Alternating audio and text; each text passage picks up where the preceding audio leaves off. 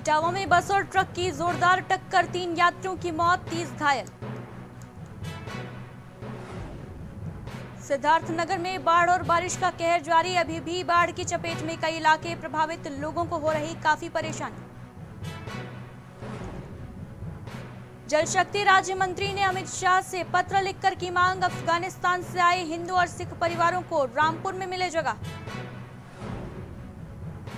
मुनव्वर राणा के बयान पर मंत्री का पलटवार, बोले जनता चाहती है कि आतंकवाद खत्म हो।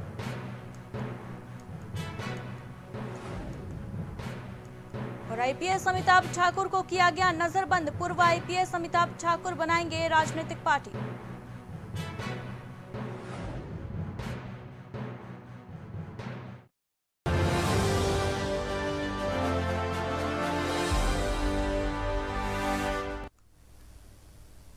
नमस्कार, स्वागत है। एक बार फिर रुक करेंगे उत्तर प्रदेश की खबरों की तरफ। बुलंदशहर के वसी घाट पर पूर्व सीएम कल्याण सिंह के पोते संदीप सिंह पहुंचे। राज्य मंत्री संदीप सिंह अपने बाबा की अंत्येष्टि स्थल पर पहुंचकर दीप जलाकर पूजा अर्चना की। साथ ही संदीप सिंह ने बताया कि आज नरोरा के वसी घाट में कलश से अस्थि विसर्जन किया जाएगा और फिर अलीगढ़ में कल्याण सिंह की 13वीं के बाद दूसरे कलश से बनारस में अस्थि विसर्जन की जाएगी। वहीं तीसरा कलश से अयोध्या में अस्थि विसर्जन किया जाएगा। संदीप सिंह ने यह भी बताया कि पार्टी की ओर से आगे जो प्रोग्राम होगा वो सब लोग मिलकर तय करेंगे। देखिए, जिस तरह से ये पूरा एक कार्यक्रम बनाया गया है, आज सभी परिवारजनों के द्वारा यहाँ पे आकर के जो अस्थियों को एकत्रित करने का कार्यक्रम होता है उसको आज किया जाएगा। और यहाँ गंगा जी में भी आज अस्थि विसर्जन, पूज्य बाबूजी के अस्थि विसर्जन को किया जाएगा। और इसके बाद जो ब्रह्मभोज का कार्यक्रम है 1 तारीख का, उसके बाद में जो अस्थि विसर्जन का कार्यक्रम है उसको सभी परिवार के जन के द्वारा काशी में और अयोध्या में जाकर के हमारे सभी परिवारजनों के द्वारा किया जाएगा। और बाकी की जितनी भी हमारी प्रमुख नदियां हैं और जिस तरह से पार्टी ने एक रूपरेखा बनाई है वो पार्टी के द्वारा तय किया जाएगा कि जहां जहां पे अस्थि विसर्जन करनी है वो पार्टी। वहीं खबर लखनऊ से, जहां पूर्व आईपीएस अमिताभ ठाकुर को नजरबंद कर दिया गया है। सीएम योगी के खिलाफ चुनाव के ऐलान के बाद अमिताभ ठाकुर को नजरबंद किया गया। बताते चलें कि प्रदेश सरकार ने अमिताभ ठाकुर को जबरन रिटायर किया था, जिसके बाद पूर्व आईपीएस अमिताभ ठाकुर ने नई राजनीतिक पार्टी बनाने का ऐलान किया। इस संबंध में उन्होंने ट्वीट कर जानकारी दी कि वो सहयोगियों के साथ मिलकर पार्टी गठन की कवायद शुरू कर रहे हैं। पार्टी का नाम क्या हो, उसके उद्देश्य और स्वरूप तय करने के लिए उन्होंने लोगों से सुझाव मांगे थे। नई पार्टी के संबंध में अमिताभ ठाकुर ने 2 ट्वीट करने के बाद एक और ट्वीट किया, जिसमें उन्होंने लिखा है कि मेरे अयोध्या और गोरखपुर यात्रा के निकट आने और नई राजनीतिक पार्टी बनाने की घोषणा करते ही मुझे फिर से नजरबंद किया गया। साथियों, तमाम सहयोगियों द्वारा अपने इस नए राजनीतिक दल का नाम अधिकार सेना रखा जाना प्रस्तावित है। यदि आप इससे अलग कोई अन्य नाम प्रस्तावित करना चाहते हैं, साथ ही इस दल के उद्देश्यों, कार्यों, गठन और स्वरूप आदि को लेकर आपके जो भी प्रस्ताव हैं, सुझाव हैं, कृपया उन्हें शीघ्र भेजें ताकि हम उन्हें समायोजित करते हुए इसके गठन की प्रक्रिया शीघ्र प्रारंभ कर सकें।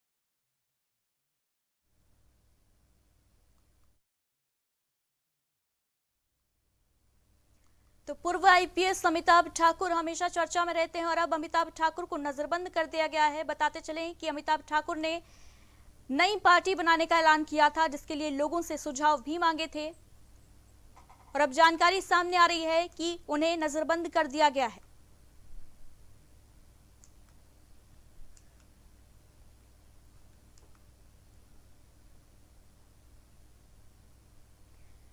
नई राजनीतिक पार्टी बनाने का ऐलान किया था आईपीएस अमिताभ ठाकुर ने, जिसके बाद पूर्व आईपीएस अमिताभ ठाकुर को नजरबंद किया गया है। और पूर्व आईपीएस अमिताभ ठाकुर हमारे साथ फोन लाइन पर जुड़ चुके हैं।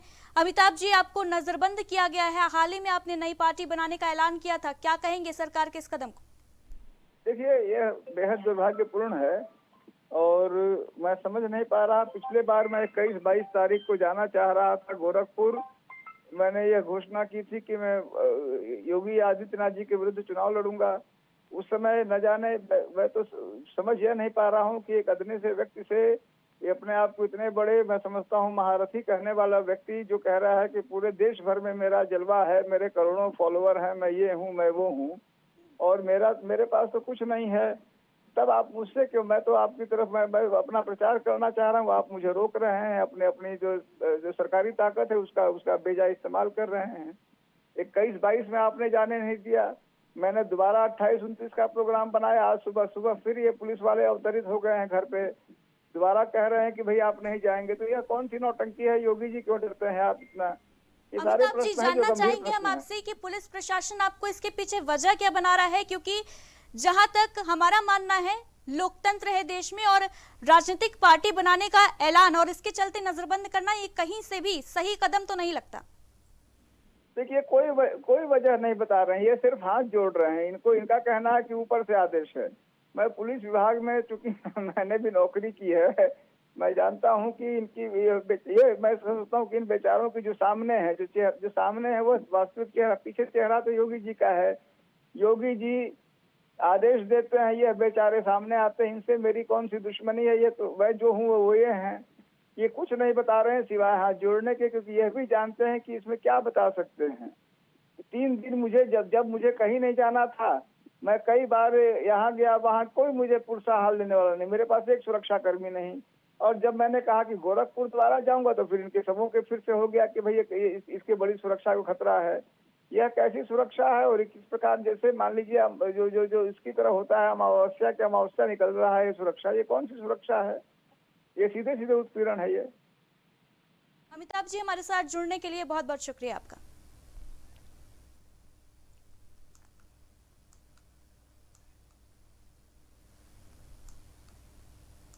वहीं प्रतापगढ़ में एक बैठक के दौरान मुनव्वर राणा के बयान पर कैबिनेट मंत्री राजेंद्र प्रताप सिंह ने पलटवार किया।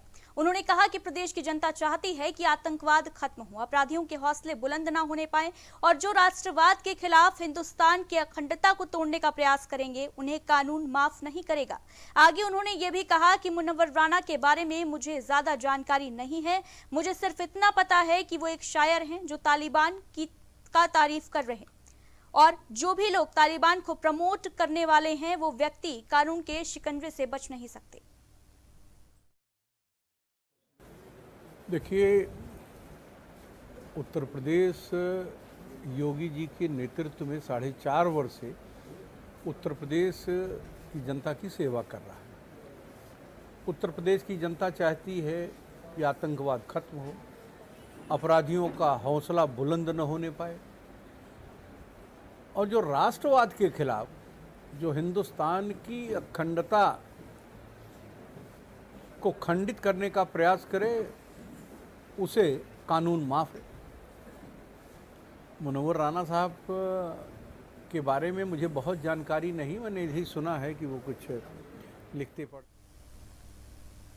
रामपुर से प्रदेश सरकार के जल शक्ति राज्य मंत्री बलदेव सिंह औलख ने केंद्रीय गृह मंत्री अमित शाह को पत्र भेजा है। इस पत्र में उन्होंने लिखा है कि भारत सरकार अफगानिस्तान से विस्थापित होकर आए हिंदू और सिख परिवारों को बिलासपुर में बसाए, साथ ही जो लोग अफगानिस्तान से आएंगे उनको कृषि योग्य जमीन उपलब्ध कराई जाएगी ताकि उन लोगों को अपना जीवन यापन करने में कोई दिक्कत ना हो। उन्होंने पत्र में लिखा कि इसके लिए आप आदेश जारी करें। राज्य मंत्री बलदेव सिंह औलख ने कहा, विस्थापित हिंदू और सिख परिवारों के भरण पोषण के लिए कृषि योग्य भूमि भी रामपुर की बिलासपुर तहसील में उपलब्ध कराई जाए। गृह मंत्री जी को पत्र लिखा है। पहले तो मैं माननीय प्रधानमंत्री जी को और माननीय गृह मंत्री जी को धन्यवाद देना चाहता हूं कि उन्होंने जो मुश्किल में फंसे हुए लोगों को अफ़गानिस्तान में निकालने का, अपने भारत में लाने का काम किया है। उन्हें बहुत, सभी की तरफ से उनको बहुत बहुत हम लोग धन्यवाद देना चाहते हैं। और दूसरा मैं कहना चाहता हूं कि वहाँ से बहुत बड़ा एक काम ऐतिहासिक ये वहाँ हुआ है कि जिससे कि हमारे गुरु ग्रंथ साहिब वहाँ गुरुद्वारे थे, हो सकता था कि वहाँ पे उनकी भी बेदबी होती और बेदबी होने से पहले ही उन हमारे गुरु ग्रंथ साहब जी को वहाँ से अफ़गानिस्तान से यहाँ पर भारत में लाने का काम किया गया है। और उसमें हमारे केंद्रीय मंत्री हरदीप सिंह पुरी एयरपोर्ट पे गुरु ग्रंथ साहब जी के का स्वागत किया गया और उनके वहाँ पे दिल्ली में गुरुद्वारों में उनका प्रकाश करा के वहीं पे वो रखा गया। ये बहुत बड़ी बात है कि अगर वो वहाँ पे रहते। आगरा के कलेक्ट्रेट चौराहे के पास वर्दी पहने सिपाही नशे की हालत में सड़क पर पड़ा मिला। शराब के नशे में पुलिसकर्मी सड़क पर पड़ा मिला। वहीं सहयोगी सिपाही ने उठाने की कोशिश की, लेकिन सिपाही बार बार नशे की हालत में गिरा जा रहा था। ये तस्वीर आगरा एसएसपी के मुख्यालय और जिलाधिकारी कार्यालय से कुछ ही दूर पर है। अभी आगरा में जहरीली शराब से मौत का तांडव भी देखने को मिल रहा है। वहीं सिपाही का वीडियो सोशल मीडिया पर जमकर वायरल हो रहा है। आगरा से हमारे सहयोगी अमित हमारे साथ जुड़ गए हैं तमाम जानकारी के साथ। अमित, तस्वीरें हम देख रहे हैं किस तरीके से वर्दीधारी ये सिपाही नशे में धुत नजर आ रहा है। कहीं ना कहीं खाकी को शर्मसार करने वाली घटना है। बिल्कुल, मैं बता दूं, जिस तरीके से जो आप तस्वीरों में जो हम देख रहे हैं, बिल्कुल ये खाकी को शर्मसार करने तस्वीरें हैं। जिस तरीके से आगरा में मौत का तांडव जो जहरीली शराब के बाद में हो रहा है और लगातार उसके बाद में जो वर्दीधारी भी अंगूर की बेटी की शराब के नशे में चूर होकर जिस तरीके से सड़क किनारे जो सड़क किनारा है जो जिला मुख्यालय है, यहीं से कुछ दूरी पर आगरा पुलिस कप्तान का ऑफिस भी है और वहीं पर ये सब पूरा नजारा वहाँ का जो था सोशल मीडिया पे जो वीडियो वायरल हो रहा है, तो इसको देखते हुए बिल्कुल जो स्थिति है वो बहुत शर्मसार करने वाली है। अमित, क्या कुछ कार्रवाई इस सिपाही के ऊपर की गई है तस्वीर सामने आने के बाद? जी बिल्कुल, मैं बता दूं, जिस तरीके से वीडियो वायरल हुआ है उसके बाद से पुलिस महकमे में इस वीडियो के बाद में इस सिपाही को चयनित किया गया है, ढूंढा गया है। उसके बाद पता करने के बाद में जिस संबंधित थाने में इसकी नियुक्ति थी वहां पर इसके खिलाफ एक्शन लिया गया है और इसको फिलहाल जो सूचना जो मिली है उसे निलंबित इसको कर दिया गया है। तमाम जानकारी के लिए शुक्रिया आपका अमित। वहीं अब खबर नोएडा से, जहां सेक्टर 62 इलाके में पुलिस और बदमाशों के बीच मुठभेड़ हो गई। इस मुठभेड़ के दौरान पुलिस ने बदमाश को गिरफ्तार किया है। पुलिस के मुताबिक तेल कारोबारी के एजेंट से लूट के मामले में फरार आरोपियों की तलाश चल रही थी। इसमें मुखबिर की सूचना मिलने पर बदमाशों को पकड़ने पहुंची पुलिस पर बदमाशों ने फायरिंग कर दी। वहीं कई घंटों की कड़ी मशक्कत के बाद 3 बदमाशों को पुलिस ने गिरफ्तार किया। मुठभेड़ में 2 बदमाश घायल हो गए हैं। पुलिस ने इनके पास से हथियार भी बरामद किए। देखिए, आप सब लोग को जानकारी है इस बात की कि 19 तारीख को सेक्टर 39 क्षेत्र में एक लूट की वारदात को अंजाम दिया गया था, जिसको बाइक सवार 3 बदमाशों ने अंजाम दी थी। हमारी टीम लगातार उस घटना के बाद उस पूरे इन्वेस्टिगेशन में लग गई थी और जो वादी सुखवीर जो एक कलेक्शन एजेंट था, जो दिल्ली के एक किसी व्यापारी का कलेक्शन का काम करता था, उससे लगातार पूछताछ की गई। सारे हुलिया वगैरह कलेक्ट किए गए, आसपास के सारे एविडेंस कलेक्ट किए गए और इस पूरे गैंग के बारे में जानकारी जुटाई जा रही थी। इसी क्रम में हम लोग को सूचना मिली और आज ये टिप ऑफ था कि वो जो बदमाश थे, जिन बदमाशों ने इस घटना को अंजाम दिया है, वो आज पुनः इस एरिया में जहाँ हम खड़े हैं, जहाँ पे आज हमारी अलीगढ़ के क्वारसी क्षेत्र में विवाहिता को ससुराल वाले काफी परेशान कर रहे हैं। पति की मौत के बाद विवाहिता को ससुराल वाले प्रताड़ित कर रहे हैं। विवाहिता के साथ मारपीट की गई और सरेआम मारपीट का वीडियो सोशल मीडिया पर वायरल हो रहा है। इसके बाद पीड़िता ससुराल वालों के खिलाफ शिकायत करने के लिए थाने पहुंची, लेकिन थाने पहुंचने पर पीड़ित को मदद के बजाय पुलिस ने उसे फटकार लगा दी।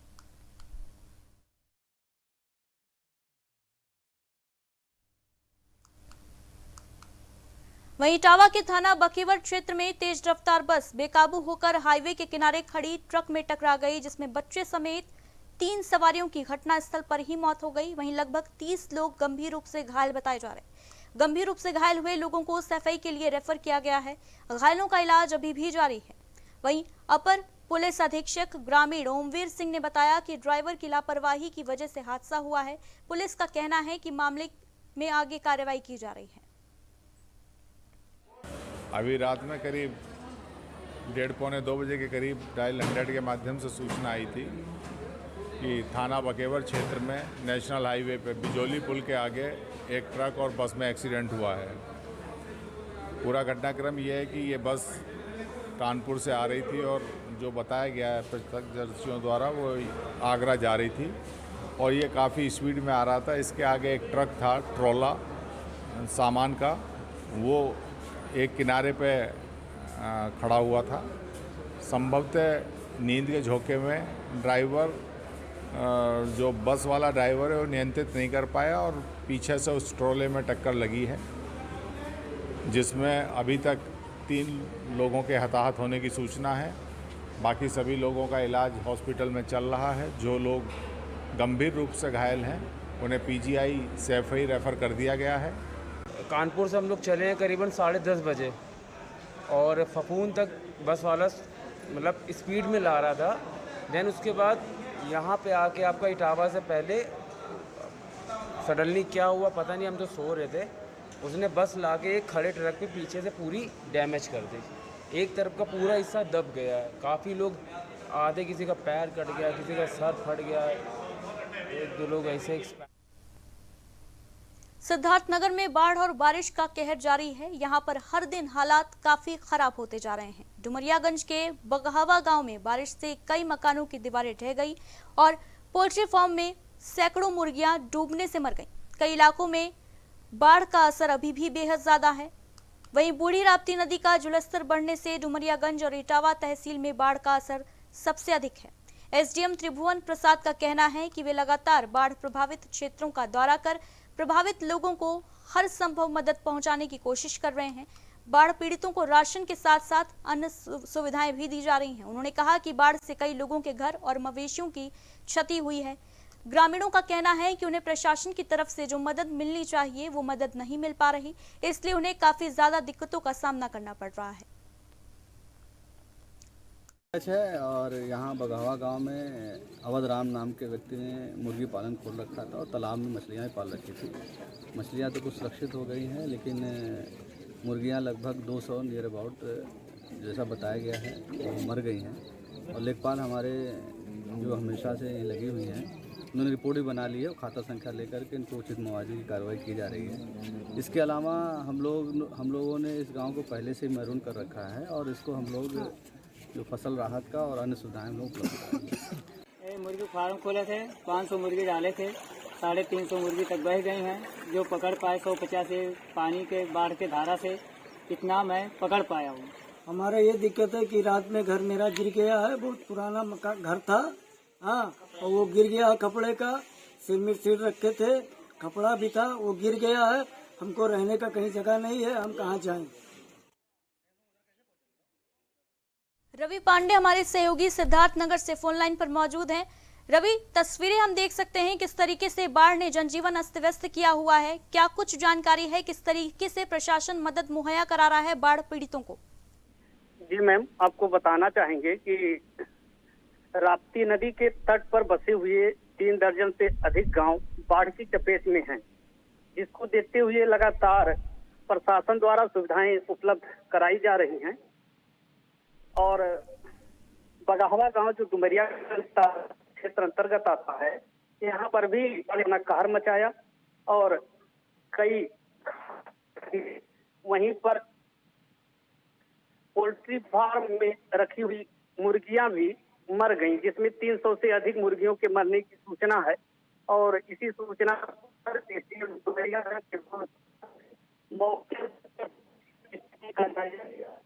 विभाग को सुविधाएं जो सहायता है उसको उपलब्ध कराने की बात है। जानकारी के लिए बहुत बहुत शुक्रिया आपका रवि।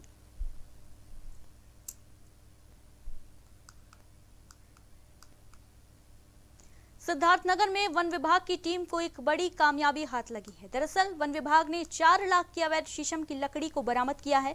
टीम ने जानकारी देते हुए बताया कि बॉर्डर से ट्रक के जरिए लकड़ी की सप्लाई की जा रही थी। ट्रक को पकड़ने के लिए टीम ने काफी प्लानिंग की और इसके बाद ये सफलता हाथ लगी। वहीं अब ट्रक को कब्जे में लेकर चालक पर जुर्माना लगाया जा रहा है। वन विभाग की टीम शातिर पर एक्शन लेने की तैयारी कर रही है। वन विभाग का ये भी कहना है कि आगे भी वन तस्करों के खिलाफ इसी तरीके से एक्शन लिया जाता रहेगा। मैं एसडीओ हूँ सिद्धार्थनगर फॉरेस्ट डिवीजन में। ये कई दिनों से ये सूचना प्राप्त हो रही है कि सिद्धार्थनगर महाराजगंज के बॉर्डर पर स्थित भट्ठे पर शीशम की अवैध लकड़ियाँ भंडारण हो रहा है। हमारा स्टाफ जिसमें उड़ाका दल प्रभारी राजेश और निखिल श्रीवास्तव वगैरह कई दिन से इस पर वॉच कर रहे थे। आज सुबह फिर सूचना मिली कि ट्रक लगभग लोड हो चुका है और निकलने की तैयारी में है, तो इन्होंने इंतज़ार किया बाहर और ट्रक जब लोड होकर निकला है तो उसको पकड़ा है। इस ट्रक पे शीशम के बोटे लदे हुए हैं और इसके पास शीशम के बोटों। फतेहपुर में विकासखंड देवमई ब्लॉक में नेशनल हाईवे के पास बजरंगबली की मूर्ति रखी गई थी और इस मामले पर कुछ लोगों ने मंदिर का निर्माण कराकर बजरंगबली की मूर्ति को रखने के लिए कहा था, लेकिन आलम यह है कि अब जहां मूर्ति रखी गई है वहां पर गंदगी का अंबार है। आसपास के एरिया में कूड़े का ढेर भी है और इस वजह से लोगों में काफी आक्रोश है। गांव में रहने वाले प्रताप नारायण वाजपेयी ने बताया कि मूर्ति को नवंबर महीने 2020 में नेशनल हाईवे के किनारे से लेकर यहां रखा गया था। मंदिर के निर्माण के लिए अधिकारियों ने छोड़ा काम भी शुरू किया, लेकिन बजट न होने की बात को कहते हुए निर्माण को बीच में रोक दिया गया। यही वजह है कि लोग काफी आक्रोशित हैं और लोगों ने मूर्ति को फौरन हटा दिया है। एपीएमसी वालों ने हटवाया था, हटा रहे थे तो उसमें उठा करके सलाह लिए तो उठा करके देव स्थान में रखवा दी गई थी और ये कहा था कि मंदिर बनवा देंगे, सुरक्षित कर देंगे, स्थापना करवा कर कंप्लीट करने के बाद ही हम चैन लेंगे। सब पहले इनकी मंदिर बन जाएगी और स्थापना होने के बाद तब आगे कार्य होगा। और जब से रखा तब से ना उनकी सोधी ली ना कुछ किया, थोड़ा ईंटा और थोड़ी गिट्टी और थोड़ा सामान दिया। गाँव के सहयोग से ही ये मंदिर। बुलेटिन में बस इतना ही। बाकी बड़ी खबरों के लिए आप देखते रहिए प्राइम टीवी।